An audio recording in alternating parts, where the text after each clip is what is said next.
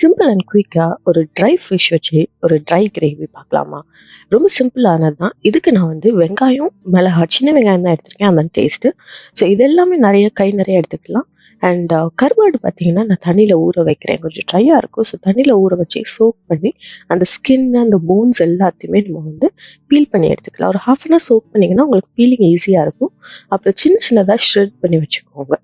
So சைடில் கருவாடு, வெங்காயம் எல்லாம் ரெடி ஆகிட்டு, ஒரு தவாவில் கொஞ்சம் எண்ணெய் ஊற்றி சீரகம், கடுகு இதெல்லாம் போட்டுட்டு கொஞ்சம் வெங்காயமும் அந்த மிளகாவையும் போட்டு நல்லா சாட்டே பண்ணுங்க.